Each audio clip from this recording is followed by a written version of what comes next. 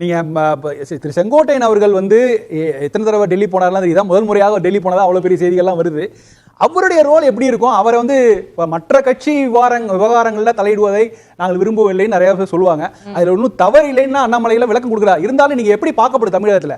அங்கே டெல்லியிலேருந்து வர உத்தரவுகள் இதெல்லாம் பார்க்கும்போது இது இப்படியே வச்சுக்கலாம், பிளான் ஏ வச்சுக்கலாம். பிளான் ஏன்னா எடப்பாடி அவர்கள் தலைமையில் இந்திய கூட்டணி, எடப்பாடி அவர்களை முதல்வர் வேட்பாளராக அறிவித்து ஒருங்கிணைந்த அதிமுகவா ஓபிஎஸ் டிடிவி அவங்களெல்லாம் அது ஒரு பிளான் ஏ, பிளான் பி. அதான் சொன்னேன், ஒருவேளை அந்த பிளான் ஏல யார் இருக்காங்கன்னு கேக்குறேன். பிளான் ஏல எடப்பாடி அவர்கள் இருக்கலாம். பிளான் அதாவது யார் முதல்வர் வேட்பாளராக இருக்கிறது? இந்திய கூட்டணி தான்.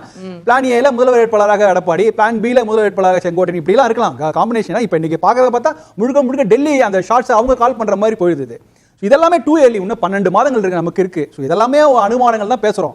ஆனா இதெல்லாம் தாண்டி இது மாதிரி இடத்துக்கு டூ ஏர்லின்னு தான் நம்ம நினைச்சிட்டு இருக்கோம். ஆனா நடக்கக்கூடிய அதுதான் எனக்கு ரொம்ப ரோலர் கோஸ்டரா ரொம்ப சர்ப்ரைசிங்கா இருக்கு. இது வரைக்கும் அந்த கடந்த காலங்கள்ல இவ்வளோ ஒரு ரொம்ப தமிழகத்தை மையப்படுத்தி யாருமே வந்து திரு அமித்ஷா அவர்களோ அண்ணாமலைகளோ தொடர்ச்சியாக இது மாதிரி பேசுனது கிடையாது. ஒரு பெரிய லாங் சைலன்ஸ் இருந்தது.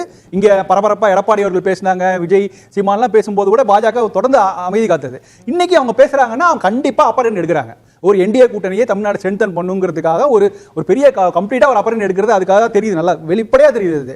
ஸோ இப்படி இருக்கும்போது எடப்பாடி அவர்களுடைய தலைமையை மீறி எத்தனை பேர் டெல்லியில போய் பேசுவாங்க? அது எதை எப்படி பாஜக தலைமை எப்படி அனுமதிக்கிறது? எனக்கு அதுதான் பெரிய சர்ப்ரைசிங்கா இருக்குது.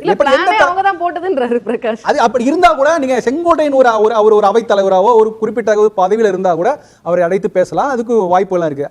ஆனா ஒரு எந்த முக்கியமான ஒரு முடிவெடுக்க இடத்துல ஒன்றும் இல்ல. அதற்கான எந்த அத்தாரிட்டியும் கிடையாது போது அவரை முன்வைத்து எப்படி இந்த அரசியல் விளையாட்டை பண்ண முடியும்? ரெண்டாவது அவர் ஏற்றுக்கொள்வாராங்கிறது எனக்கு மாறுபட்ட கருத்து இருக்கு. செய்திகள் வந்தா கூட அவர் எந்த அளவுக்கு எடுத்து செய்வாருங்கிறது. இரண்டாவது, நீங்க வந்து இந்த என்டிஏ கூட்டணிக்கு முதல் வேட்பாளராக எடப்பாடி அவர்கள் தான் தகுதியான ஒரு வேட்பாளராக பார்க்குறான். செங்கோட்டையனை விட என்ன, செங்கோட்டையன் வந்து ஒரு ஊழல் குற்றச்சாட்டில் 91-96 போக்குவரத்து துறையில் நடந்த ஊழலில் இருந்து வந்தவர் தான். ஸோ அதிலிருந்து மீண்டும் வந்தவர் தான். ஆனால் அவரை முன்னிறுத்தி பாஜக அவங்க செய்வாங்களாங்கிறது எனக்கு சந்தேகம். ஏன்னா பாஜக முழுக்க முன்னிறுத்துறது எப்படின்னா, தமிழ்நாட்டில் ஒரு திமுக ஊழல் கட்சியாகிவிட்டது. அதாவது ஒரு காலத்தில் முற்போக்கு கட்சியாக இருந்த திமுக இன்று வந்து ஊழல்னால மாறிடலாம் அமித்ஷா அவர் குற்றச்சாட்டு வைக்கிறார். அப்படிப்பட்டவர்கள் என்டிஏ கூட்டணி கட்டமைக்கும் போது திரு செங்கோட்டையன் எப்படி முன்னிறுத்துவாங்க நம்ம எதிர்பார்க்க முடியும். அதனால அதுக்கு வாய்ப்புகளாம் இல்ல. சோ இன்னைக்கு வந்து ஆனா ஒரு விஷயம் தெளிவா தெரியும். சந்திச்சிருப்பாங்கன்னு நினைக்கிறீங்க? இல்ல அதுதான் இப்ப இன்னும் அது உறுதிப்படுத்தவே இல்லை. செங்கோட்டையன் எதற்காக போனாராங்கிறது தெரியல. போனா யார்கிட்ட போய் பேசினாரு என்னன்னு தெரியல, என்ன காரணம் தெரியல. ஆனா இது எனக்கு ரொம்ப சர்ப்ரைஸ் ஆயிருக்கு. ஒய் பிரிவு பாதுகாப்பு வழங்குறதுலாம் என்ன?